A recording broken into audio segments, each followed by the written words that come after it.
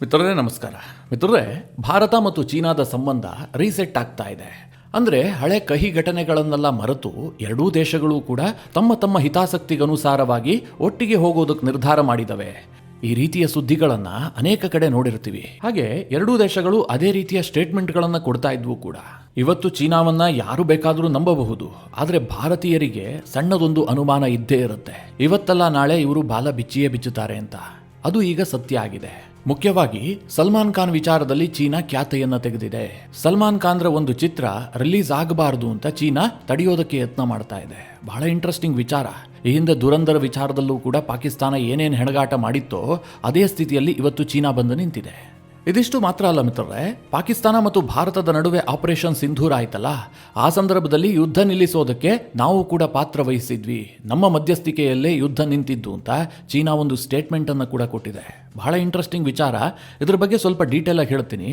ಇನ್ನೊಂದು ಕಡೆಯಲ್ಲಿ ಆ ಪುಟ್ಟ ದೇಶ ತೈವಾನ್ ಇದೆಯಲ್ಲ, ಅದರ ಮುಂದೆ ತನ್ನ ಪೌರುಷ ಪ್ರದರ್ಶನ ಮಾಡೋದಕ್ಕೆ ಹೋದಂತಹ ಚೀನಾಗೆ ಬಹಳ ದೊಡ್ಡ ಅವಮರ್ಯಾದೆ ಆಗಿದೆ. ಒಂದು ಹಂತದಲ್ಲಿ ಹೇಳಬೇಕು ಅಂತಂದ್ರೆ ಚೀನಾದ ಮರ್ಯಾದೆ 3 ಕಾಸಿಗೆ ಹರಾಜಾಗಿದೆ. ಇನ್ನೊಂದು ರೀತಿಯಲ್ಲಿ ಹೇಳಬೇಕು ಅಂತಂದ್ರೆ ಆ ಪುಟ್ಟ ದೇಶ ತೈವಾನ್ ಭಾರತಕ್ಕೊಂದು ಪಾಠ ಮಾಡಿದೆ, ನೀವು ನಮ್ಮಿಂದ ಕಲ್ತ್ಕೊಳ್ಳಿ ಅಂತ.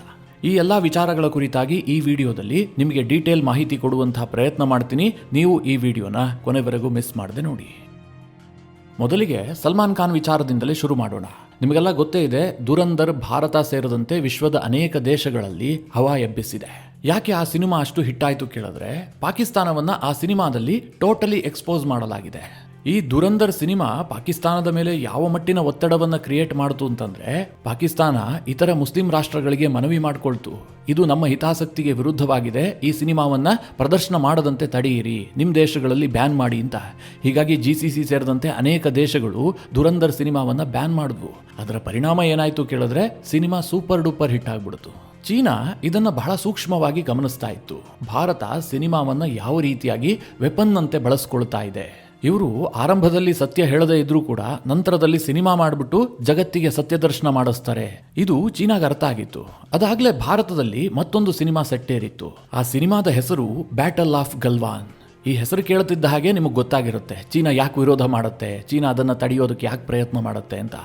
2019ರಲ್ಲಿ ಗಲ್ವಾನ್ ಘರ್ಷಣೆ ಆಗುತ್ತಲ್ಲ, ಭಾರತ ಮತ್ತು ಚೀನಾದ ನಡುವೆ ಒಂದು ದೊಡ್ಡ ಮಟ್ಟದ ಸೈನಿಕ ಘರ್ಷಣೆ ಇದು. ಇದನ್ನು ಯುದ್ಧ ಅಂತ ಕರೆಯೋದಕ್ಕೆ ಸಾಧ್ಯ ಇಲ್ಲ. ಆದರೂ ಕೂಡ ಎರಡೂ ಸೇನೆಯ ನಡುವೆ ಬಡಿದಾಟ ಆಯಿತು. ಯಾಕೆ ಈ ಬಡಿದಾಟ ಆಯಿತು ಕೇಳಿದ್ರೆ, ಚೀನಾದವರು ದ್ರೋಹ ಮಾಡಿದ್ರು. ಭಾರತಕ್ಕೆ ಬಹಳ ದೊಡ್ಡ ನಂಬಿಕೆ ದ್ರೋಹ ಇದು. ನಿಮಗೆ ಗೊತ್ತಿರಬಹುದು, ಭಾರತ ಮತ್ತು ಚೀನಾದ ನಡುವೆ ಒಂದು ಒಪ್ಪಂದ ಇದೆ. ಎರಡೂ ದೇಶದ ಸೇನೆಯೂ ಕೂಡ ಅಪ್ಪಿತಪ್ಪಿಯೂ ಕೂಡ ಪರಸ್ಪರ ಗುಂಡು ಹಾರಿಸುವಂತಿಲ್ಲ. ಎಂತಹದೇ ಸನ್ನಿವೇಶ ಬಂದರೂ ಕೂಡ ಬಾರ್ಡರ್ನಲ್ಲಿರುವಂತಹ ಸೈನಿಕರು ಗುಂಡು ಹಾರಿಸಕೂಡದು, ಈ ನಿಯಮ ಇದೆ. ಒಂದು ವೇಳೆ ಗುಂಡು ಹಾರಿತು ಅಂತಂದ್ರೆ ಅದನ್ನು ಯುದ್ಧ ಅಂತಲೇ ಪರಿಗಣಿಸಲಾಗತ್ತೆ. ಇಂತಹ ಸಂದರ್ಭದಲ್ಲಿ 2019ರಲ್ಲಿ ಚೀನಾ ಏನ್ ಮಾಡುತ್ತೆ ಗೊತ್ತಾ, ಒಂದಷ್ಟು ದೊಣ್ಣೆಗಳಿಗೆ ಮೊಳೆಗಳನ್ನೆಲ್ಲ ಹೊಡ್ಕೊಂಡು ಭಾರತೀಯ ಸೈನಿಕರ ಮೇಲೆ ಅಟ್ಯಾಕ್ ಮಾಡೋದಕ್ಕೋಸ್ಕರವಾಗಿ ನುಗ್ಗಿ ಬಂದಿರುತ್ತೆ. ಅಂದ್ರೆ ಗಡಿಯನ್ನ ಕ್ರಾಸ್ ಮಾಡಿ ಭಾರತದ ಗಡಿಯ ಒಳಗೆ ಬಂದಿರ್ತಾರೆ. ಆ ಸಂದರ್ಭದಲ್ಲಿ ಚೀನಾ ಊಹಿಸದ ರೀತಿಯಲ್ಲಿ ಭಾರತದ ವೀರ ಯೋಧರು ದಿಟ್ಟ ಉತ್ತರ ಕೊಟ್ಟಿರ್ತಾರೆ. ನಿಮಗೆಲ್ಲ ಈ ಕತೆ ಗೊತ್ತು ಅಂತ ಭಾವಿಸಿದ್ದೀನಿ. ಒಂದು ಕಡೆ ಚೈನಾದವರು ರೆಡಿಯಾಗಿ ಬಂದಿದ್ರು. ಅವರ ಕೈಯಲ್ಲಿ ಮೊಳೆ ಹೊಡೆದಂತಹ ದೊಣ್ಣೆಗಳಿದ್ವು. ಗಡಿ ಒಳಗೆ ಬಂದಂತಹ ಚೈನಾ ಸೈನಿಕರನ್ನ ಭಾರತೀಯ ಸೈನಿಕರು ತಡೆಯೋದಕ್ಕೆ ಹೋದಂತಹ ಸಂದರ್ಭದಲ್ಲಿ ಅವರು ಏಕಾಏಕಿಯಾಗಿ ಅಟ್ಯಾಕ್ ಮಾಡ್ತಾರೆ.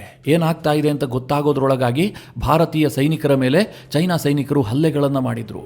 ಆ ಮೊಳೆ ಇದ್ದಂತಹ ದೊಣ್ಣೆಗಳಿಂದ ವಿಪರೀತ ಪ್ರಮಾಣದಲ್ಲಿ ಹೊಡೆದಿದ್ರಿಂದಾಗಿ ಭಾರತದ 20 ಸೈನಿಕರು ಹುತಾತ್ಮರಾಗಿದ್ರು. ಆದರೆ ಅಂತಹ ಕ್ಲಿಷ್ಟಕರ ಸನ್ನಿವೇಶದಲ್ಲಿ ಕರ್ನಲ್ ಸಂತೋಷ್ ಅನ್ನುವಂಥವರು ಭಾರತೀಯ ಸೇನೆಯನ್ನ ಒಗ್ಗೂಡಿಸಿ ಚೈನಾ ಸೇನೆಯನ್ನ ಬಗ್ಗು ಬಡಿಯುವಂತಹ ಕೆಲಸ ಮಾಡಿದ್ರು. ನಮ್ಮ ಬಳಿಯಲ್ಲಿ ಯಾವುದೇ ಶಸ್ತ್ರಾಸ್ತ್ರಗಳಿರಲಿಲ್ಲ, ಅಂದ್ರೆ ಬಂದೂಕುಗಳಿದ್ವು, ಆದರೆ ಗುಂಡು ಹಾರಿಸೋದಕ್ಕಾಗೋದಿಲ್ಲ.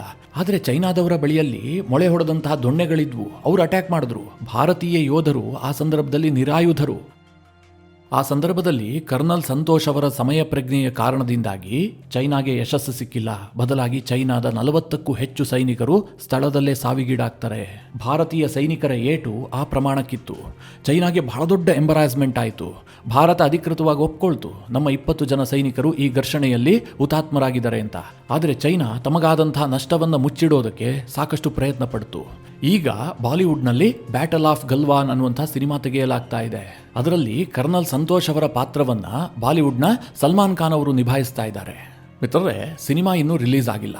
2026 ಏಪ್ರಿಲ್ 17ನೇ ತಾರೀಕು ಸಿನಿಮಾ ರಿಲೀಸ್ ಆಗುವಂಥ ಸಾಧ್ಯತೆಗಳಿದ್ದಾವೆ. ಅದಾಗಲೇ ಚೈನಾದವರು ಇದರ ಬಗ್ಗೆ ಆಕ್ಷೇಪವನ್ನು ಎತ್ತಿದ್ದಾರೆ. ಗ್ಲೋಬಲ್ ಟೈಮ್ಸ್ನಲ್ಲಿ ಒಂದು ದೊಡ್ಡ ಆರ್ಟಿಕಲ್ ಅನ್ನೇ ಬರೆಯಲಾಗಿದೆ. ಈ ಚಿತ್ರದಲ್ಲಿ ಯಾವುದೇ ಸತ್ಯಾಂಶ ಇಲ್ಲ, ವಿನಾಕಾರಣ ಸಾವಿನ ಸಂಖ್ಯೆಯನ್ನು ಹೆಚ್ಚು ತೋರಿಸಲಾಗಿದೆ, ರಾಷ್ಟ್ರೀಯತೆಯ ಭಾವನೆಯನ್ನು ಕೆರಳಿಸೋದಕ್ಕೋಸ್ಕರವಾಗಿ ಈ ಸಿನಿಮಾವನ್ನು ಬಳಸಿಕೊಳ್ಳಲಾಗ್ತಾ ಇದೆ. ಈಗ ಸಿನಿಮಾ ರಿಲೀಸ್ ಆಗಿ ಆ ಸಿನಿಮಾವನ್ನ ಚೈನಾದವರು ನೋಡಿ ಇದರಲ್ಲಿ ಸತ್ಯಾಂಶ ಇಲ್ಲ, ನಾವು ಹೇಳ್ತೀವಿ ಸತ್ಯ, ಇದು ಆದಂತಹ ಘಟನೆ, ಹೀಗೆ ಅವರೇನಾದರೂ ಸಬೂಬನ್ನ ಕೊಡೋದಕ್ಕೆ ಯತ್ನ ಮಾಡಿದ್ರೆ ಆ ಸಂದರ್ಭದಲ್ಲಿ ಅದರ ಬಗ್ಗೆ ಯೋಚಿಸಬಹುದೇನೋ. ಇನ್ನೂ ಕೂಡ ಸಿನಿಮಾ ರಿಲೀಸೇ ಆಗಿಲ್ಲ, ಸಿನಿಮಾ ತಯಾರಾಗ್ತಾ ಇದೆ ಅಂತ ಗೊತ್ತಾಗ್ತಿದ್ದ ಹಾಗೆ ಚೈನಾದವರು ಈ ರೀತಿಯಾಗಿ ಕತೆ ಹೇಳೋದಕ್ಕೆ ಶುರು ಮಾಡಿದ್ದಾರೆ ಅಂತಂದ್ರೆ ಅವರಿಗೆ ಆ ಸತ್ಯದ ಬಗ್ಗೆ ಎಷ್ಟು ಭಯ ಇದೆ ಅಂತ ಯೋಚನೆ ಮಾಡಿ. ಈಗಾಗಲೇ ದುರಂಧರ್ ಸಿನಿಮಾ ಎಬ್ಬಿಸಿದಂಥ ಹವಾವನ್ನ ಅವರು ನೋಡಿರ್ತಾರಲ್ವಾ. ಭಾರತದ ಸಿನಿಮಾ ಪಾಕಿಸ್ತಾನವನ್ನ ಯಾವ ರೀತಿಯಾಗಿ ಎಕ್ಸ್ಪೋಸ್ ಮಾಡಿದೆ ಅಂತ. ನಾಳೆ ಬ್ಯಾಟಲ್ ಆಫ್ ಗಲ್ವಾನ್ ರಿಲೀಸ್ ಆದರೂ ಕೂಡ ಚೈನಾದ ಬಂಡವಾಳ ಬಯಲಾಗುತ್ತೆ ಅಂತ ಚೈನಾದವರಿಗೆ ಅನಿಸೋದಕ್ಕೆ ಶುರುವಾಗಿದೆ. ಹೀಗಾಗಿ ಅವರು ಮುಂಚಿತವಾಗಿ ಆರ್ಟಿಕಲ್ಗಳನ್ನು ಪಬ್ಲಿಷ್ ಮಾಡಿ ಅದರ ವಿರುದ್ಧ ಆಕ್ಷೇಪವನ್ನು ಎತ್ತುತ್ತಾ ಇದ್ದಾರೆ. ಆದರೆ ಭಾರತ ಇದನ್ನ ಟೋಟಲಿ ತಿರಸ್ಕರಿಸಿದೆ. ಭಾರತದಲ್ಲಿ ಮುಕ್ತವಾದಂಥ ಅಭಿವ್ಯಕ್ತಿ ಸ್ವಾತಂತ್ರ್ಯ ಇದೆ. ಚಿತ್ರಕಥೆ, ನಿರ್ದೇಶನ ಇದೆಲ್ಲವೂ ಕೂಡ ನಿರ್ಮಾಪಕರ ಆಯ್ಕೆ. ನಿರ್ಮಾಪಕರು ಡಿಸೈಡ್ ಮಾಡ್ತಾರೆ ಯಾವುದು ಕಥಾವಸ್ತು ಆಗಬೇಕು, ನಾನು ಸಿನಿಮಾವನ್ನು ಯಾವ ರೀತಿಯಾಗಿ ತೋರಿಸಬೇಕು ಅಂತ. ಇದಕ್ಕೂ ಸರ್ಕಾರಕ್ಕೂ ಯಾವುದೇ ರೀತಿಯಲ್ಲೂ ಸಂಬಂಧ ಇಲ್ಲ. ಒಂದು ವೇಳೆ ನಿಮಗೆ ಹೆಚ್ಚಿನ ಮಾಹಿತಿ ಬೇಕಾಗಿದ್ರೆ ಭಾರತದ ರಕ್ಷಣಾ ಇಲಾಖೆಯನ್ನು ಸಂಪರ್ಕಿಸಿ ಅಂತ ಭಾರತ ಚೈನಾಗೆ ಖಡಕ್ಕಾಗಿ ಹೇಳಿದೆ. ಈ ಸಿನಿಮಾ ಹೇಗೆ ಮೂಡಿ ಬರುತ್ತೆ, ದುರಂದರಷ್ಟು ಹವಾ ಕ್ರಿಯೇಟ್ ಮಾಡುತ್ತಾ, ಇದು ಯಾವುದ್ರ ಬಗ್ಗೆಯೂ ನನಗೆ ಗೊತ್ತಿಲ್ಲ. ಆದರೆ ಚೈನಾ ಭಯಗೊಳ್ತಿರೋದನ್ನು ನೋಡಿದ್ರೆ ಈ ಸಿನಿಮಾದಲ್ಲಿ ಏನೋ ಇದೆ ಅಂತ ಈಗಲೇ ಅನುಮಾನ ಬರೋದಕ್ಕೆ ಶುರುವಾಗಿದೆ.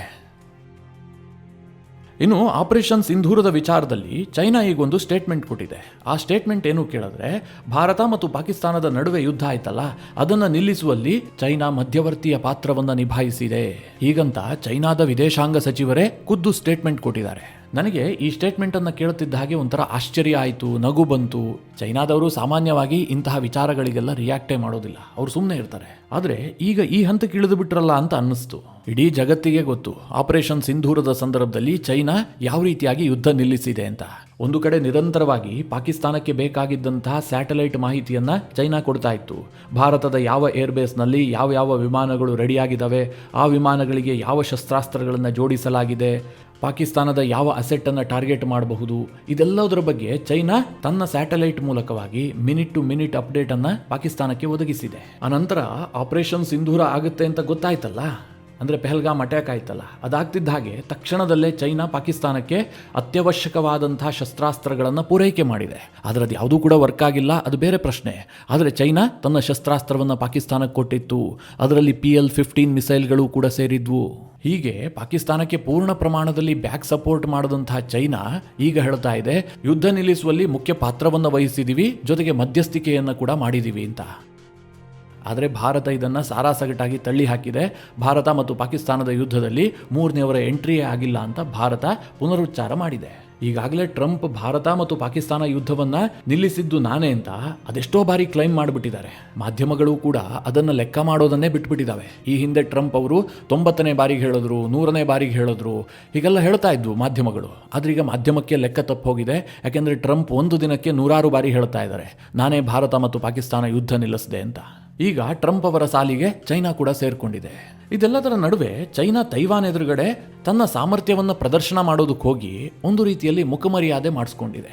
ಪಕ್ಕಾ ಲೋಕಲ್ ಲ್ಯಾಂಗ್ವೇಜ್ನಲ್ಲಿ ಹೇಳಬೇಕು ಅಂತಂದ್ರೆ ಇಂಗು ತಿಂದ ಮಂಗನಂತಾಗಿದೆ. ಅದು ಹೇಗೆ ಕೇಳಿದ್ರೆ, ಚೈನಾ ಜಸ್ಟಿಸ್ ಮಿಷನ್ 2025 ಅನ್ನುವಂಥ ಒಂದು ಯುದ್ಧಾಭ್ಯಾಸವನ್ನು ಮಾಡಿತು. ಚೀನಾದ ಯುದ್ಧಾಭ್ಯಾಸ ಹೇಗಿರುತ್ತೆ ಅಂತ ನೀವೆಲ್ಲ ನೋಡಿರ್ತೀರಿ. ಸಾಕಷ್ಟು ಬಿಲ್ಡಪ್ ಅನ್ನು ಕೊಡ್ತಾರೆ, ತನ್ನ ಬಳಿ ಇರುವಂತಹ ಎಲ್ಲ ಶಸ್ತ್ರಾಸ್ತ್ರಗಳನ್ನು ಪ್ರದರ್ಶಿಸುವಂತಹ ಕೆಲಸ ಮಾಡ್ತಾರೆ. ಈ ಬಾರಿಯೂ ಕೂಡ ಚೈನಾ ಅದೇ ಕೆಲಸವನ್ನು ಮಾಡಿತು.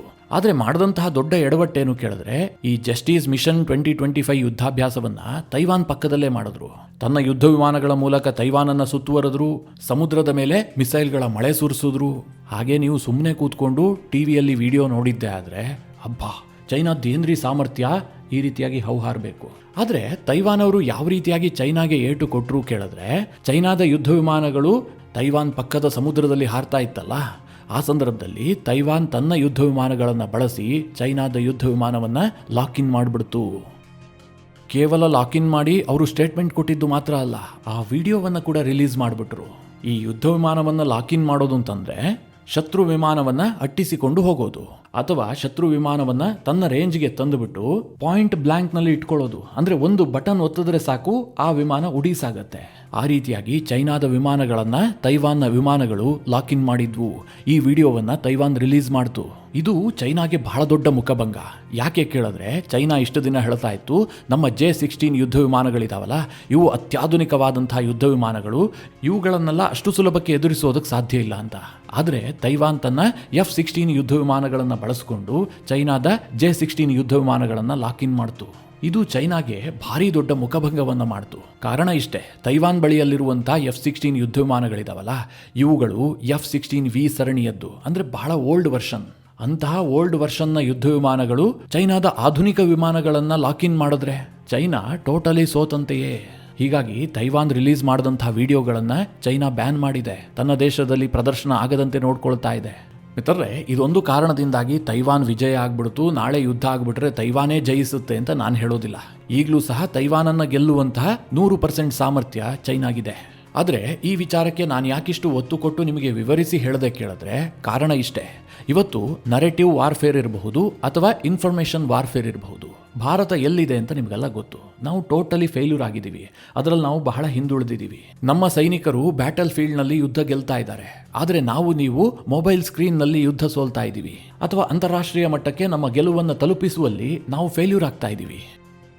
ಆಪರೇಷನ್ ಸಿಂಧೂರದ ಸಂದರ್ಭದಲ್ಲೇ ನೀವೆಲ್ಲ ನೋಡಿದಿರಿ. ಪಾಕಿಸ್ತಾನ ಹೇಳಿದಂತಹ ಸುಳ್ಳನ್ನ ಟ್ರಂಪ್ ಕೂಡ ಪುನರುಚ್ಚಾರ ಮಾಡುವ ಹಾಗಾಯ್ತು. ಪಾಕಿಸ್ತಾನ 5 ಜೆಟ್ಟು 6 ಜೆಟ್ಟು 7 ಜೆಟ್ಟು ಹೊಡೆದ್ವಿ ಹೀಗೆಲ್ಲ ಕ್ಲೈಮ್ ಮಾಡ್ತಲೇ ಹೋಯ್ತು. ಟ್ರಂಪ್ ಬಾಯಲ್ಲೂ ಅದು ಬಂದ್ಬಿಡ್ತು. ಆದರೆ ಭಾರತಕ್ಕೆ ಬಹಳ ದೊಡ್ಡ ಸುವರ್ಣಾವಕಾಶ ಇತ್ತು. ಇವತ್ತಿಗೂ ಸಹ ಪಾಕಿಸ್ತಾನ ಭಾರತಕ್ಕೆ ಹಾನಿ ಮಾಡದಂತಹ ಒಂದೇ ಒಂದು ಫೋಟೋವನ್ನ ಅವರಿಗೆ ಕೊಡೋದಕ್ಕೆ ಸಾಧ್ಯ ಆಗ್ತಾ ಇಲ್ಲ. ಯಾಕೆ ಕೇಳಿದ್ರೆ ಅವರಿಗೆ ಹಾನಿ ಮಾಡೋದಕ್ಕೆ ಆಗಿಲ್ಲ.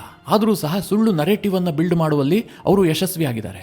ಭಾರತದ ಬಳಿಯಲ್ಲಿ ಬೇಕಾದಷ್ಟು ಸಾಕ್ಷ್ಯಾಧಾರಗಳಿದ್ವು. ನಾವು ಯಾವ್ಯಾವ ಏರ್ ಬೇಸ್ಗೆ ಹೊಡೆದಿದ್ದೀವಿ ಅನ್ನೋದಕ್ಕೆ ಸ್ಯಾಟಲೈಟ್ ಇಮೇಜ್ ಇತ್ತು. ಪಾಕಿಸ್ತಾನಕ್ಕೆ ಹಾನಿಯಾಗಿದ್ದರ ಬಗ್ಗೆ ದೊಡ್ಡ ದೊಡ್ಡ ವಿಡಿಯೋಗಳೇ ಇದ್ವು. ಆದರೆ ಇವುಗಳು ಯಾವ ಪ್ರಮಾಣದಲ್ಲಿ ಸರ್ಕ್ಯುಲೇಟ್ ಆಗಿದೆ ಅನ್ನೋದನ್ನು ನಾವು ತಿಳ್ಕೊಂಡ್ಬಿಟ್ರೆ ನಾವು ಹೇಗೆ ಇನ್ಫಾರ್ಮೇಷನ್ ವಾರ್ಫೇರ್ನಲ್ಲಿ ಸೋತಿದ್ದೀವಿ ಅಂತ ಸ್ಪಷ್ಟವಾಗಿ ನಮ್ಗೆ ಅರ್ಥ ಆಗುತ್ತೆ. ಮೊದಲನೇದಾಗಿ ನಮ್ಮ ರಾಜಕೀಯ ವ್ಯವಸ್ಥೆ ಕಾರಣದಿಂದಾಗಿಯೇ ನಮಗೆ ಈ ಇನ್ಫಾರ್ಮೇಷನ್ ವಾರ್ಫೇರ್ ಇರಬಹುದು ಅಥವಾ ನರೇಟಿವ್ ವಾರ್ಫೇರ್ ಇರಬಹುದು, ಇದರಲ್ಲಿ ಸೋಲಾಗ್ತಾ ಇದೆ, ಅದರಲ್ಲೇನು ಡೌಟ್ ಇಲ್ಲ. ಯಾಕೆ ಕೇಳಿದ್ರೆ ವಿಪಕ್ಷಗಳೇ ಭಾರತ ಸೋತಿದೆ ಅಂತ ಹೇಳೋದಕ್ಕೆ ಶುರು ಮಾಡ್ತವೆ. ತಕ್ಷಣ ಅದನ್ನು ಪಾಕಿಸ್ತಾನದ ಮಾಧ್ಯಮಗಳು ವೈಭವೀಕರಿಸ್ತವೆ. ಇದು ಭಾರತಕ್ಕೆ ಬಹಳ ದೊಡ್ಡ ಹಿನ್ನಡೆಗೆ ಕಾರಣ ಆಗುತ್ತೆ. ಆದರೆ ನಾವು ತೈವಾನನ್ನು ನೋಡಿ ಕಲಿಬೇಕು ಅಂತ ನಾನು ಯಾಕೆ ಹೇಳ್ತಾ ಇದ್ದೀನಿ ಕೇಳಿದ್ರೆ, ಅವರು ಬಹಳ ಪುಟ್ಟ ದೇಶ, ಅವರ ಕೈಲಿ ಸಾಮರ್ಥ್ಯ ಇಲ್ಲ. ಭಾರತಕ್ಕೂ ತೈವಾನ್ಗೂ ನೀವು ಹೋಲಿಕೆ ಮಾಡೋದಕ್ಕಾದರೂ ಸಾಧ್ಯ ಇದೆಯಾ? ಇವತ್ತು ಚೈನಾ ಮುಲಾಜಿಲ್ಲದೆ ಯುದ್ಧಕ್ಕೆ ಹೋಗುತ್ತೆ, ಆದರೆ ಭಾರತದ ಮೇಲೆ ಅಷ್ಟು ಸಲೀಸಾಗಿ ಚೈನಾ ಯುದ್ಧಕ್ಕೆ ಬರೋದಿಲ್ಲ. ಅಷ್ಟೊಂದು ಶಕ್ತಿ ಇಟ್ಕೊಂಡ ನಾವು ಇನ್ಫಾರ್ಮೇಷನ್ ವಾರ್ಫೇರ್ನಲ್ಲಿ ಏನೂ ಮಾಡೋದಕ್ಕಾಗ್ತಾ ಇಲ್ಲ. ಆದರೆ ತೈವಾನನ್ನು ನೋಡಿ, ಅವರು ಚೈನಾದ ವಿಮಾನಗಳನ್ನೇ ಲಾಕ್ ಇನ್ ಮಾಡಿ ಆ ವಿಡಿಯೋಗಳನ್ನು ರಿಲೀಸ್ ಮಾಡ್ತಾರೆ, ಅದಕ್ಕೆ ಸಾಕಷ್ಟು ರೀಚ್ ಸಿಗುವಂತೆ ನೋಡ್ಕೊಳ್ತಾರೆ. ಹೀಗಾಗಿ ಭಾರತ ಈ ನಿಟ್ಟಿನಲ್ಲಿ ಸ್ವಲ್ಪ ಹೆಚ್ಚು ಯೋಚಿಸಬೇಕಾಗಿದೆ. ಈ ಎಲ್ಲ ವಿಚಾರಗಳ ಕುರಿತಾಗಿ ನಿಮ್ಮ ಅನಿಸಿಕೆ ಅಭಿಪ್ರಾಯಗಳೇನು? ಕಮೆಂಟ್ ಮಾಡುವ ಮೂಲಕ ನಮಗೆ ತಿಳಿಸಿ. ಹಾಗೆ ನಿಮಗೆ ಈ ವಿಡಿಯೋ ಇಷ್ಟವಾದರೆ ಲೈಕ್ ಮಾಡಿ. ಜೊತೆಗೆ ನೀವಿನ್ನೂ ನಿಮ್ಮ ನೆಚ್ಚಿನ ಸಂಸ್ಕಾರ ಸೌರಭ ಯೂಟ್ಯೂಬ್ ಚಾನಲ್ನ ಸಬ್ಸ್ಕ್ರೈಬ್ ಮಾಡಿಲ್ಲ ಅಂತಾದರೆ ಈ ಕೂಡಲೇ ಸಬ್ಸ್ಕ್ರೈಬ್ ಮಾಡಿ. ಮುಂದಿನ ಎಲ್ಲ ಅಪ್ಡೇಟ್ಗಳ ನೋಟಿಫಿಕೇಷನ್ಗಾಗಿ ಬೆಲ್ ಐಕಾನ್ ಒತ್ತಿ.